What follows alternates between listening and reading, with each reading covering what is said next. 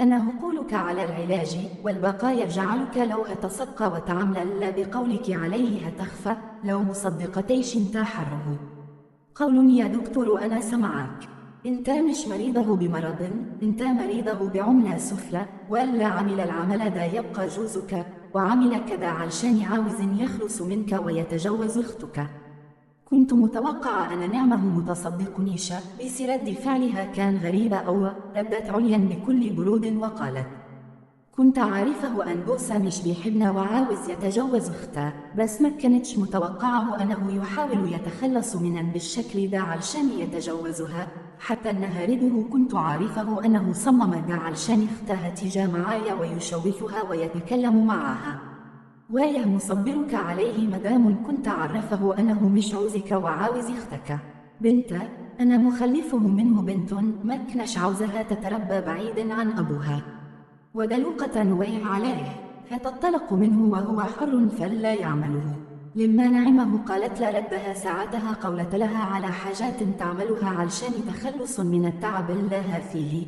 وطبعا الست العجوز هلا قيل يعمل كدا وهلا تتكفل بالعمل والسحر لا معمول لنعمه. مشيت نعمه من عنده بس كان عنده اسأله كثير عن حكايتها، وسألت الست العجوزه على حكايتها وقالت: جوز نعمه اسمه جمال، ولما أتقدم لنعمه مكنش عاوز جوزها هو كان رايح يتقدم لختها اللي اسمها فدوه، بس لما راح أهل نعمه عرفوه أن ختها مخطوبه فعلا ومكتوب كتابها، وجمال كان بيحب أخت نعمه أوى، وعلشان كذا فكرة أنه عاوز يبقى من العيله علشان يقدر يشوف فدوه وأخت نعمه. وفعلا ده اللي حصل، بس الحقيقي فدوه ما كانت شايفة جمال خالص، ومشى بس كده هامش بتطيقه، حتى لما بيقعد معاها وبيكلموها بتطر تستحمله علشان خاطر اختها.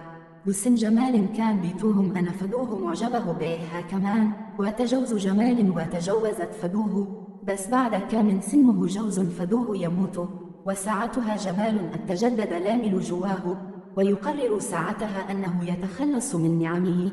وطبا بعدما نعمه تموت ساعتها يتقدم لفدوه لا تفكر فبنت ختها وتقبل تتجوزه، ده كان تفكيره ودا خطته اللي عملها علشان يتجوز فدوه. وعرف بعد كذا من الست العجوزه أن نعمه وجهت جمال بكل اللي عمله وطلبت الطلاق، وحتى فدوه اتصدمت لما عرفت بخطته جمال، وساعتها مبقاش لجمال وأمل أنه يتجوز فدوه لابد، وخسر بيته ومراته وحتى بنته.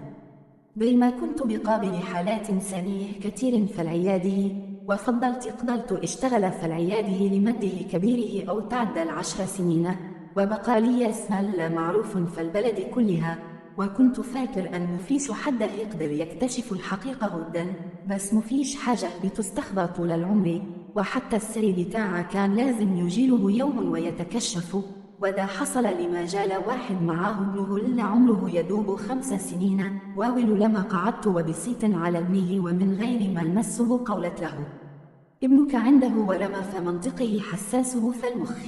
فعلا يا دكتور، بس حضرتك عرفت أذى من غير ما تكشف عليه أو تشوف إشاعته.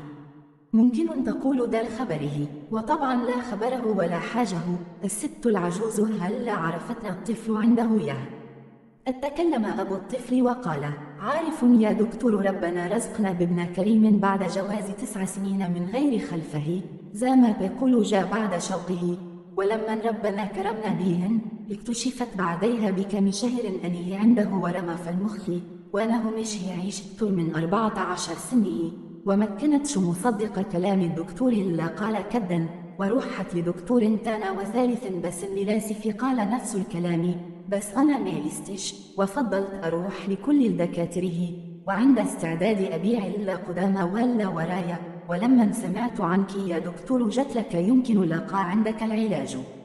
بسيط للست العجوزه إلا طلبت من الأنلاب يحط ابنه على سرير الكشف ويخرج بره الأوضه، وفعلا طلبت من لاب يعمل كدا، بس هو كان متردد وقلقني، وصممت على طلب وقولت له: لو عاوز ابنك يبقى كويس نفذ إلا بطلبه، وخذه وامشى.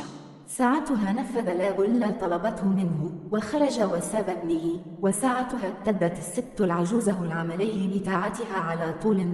وبعد نص ساعة طلبت من المسلم الطفل لابوه بعدما قالت له على علاج يخده. وفعلا طولت كدا للاب وقالت له أنا ابنه يخف خلال 15 يوم بس. كنت فاكر أن الموضوع بتاعه انتهى، هو خد اللي كان بتمنه وابنه خف خلاص. بس ما كانش عارف أن الدكتور اللي كان متابع حاله ابنه مش يسكت. ولما انكشف على ابنه وتأكد أنه خف نهاء وأنه استعمله عمليه متطوره أو ساعتها شك فيا ومش بس كده بقدم بلاغ ضد وبيتهن باستخدام أساليب غير طبيه. وجت الشرطة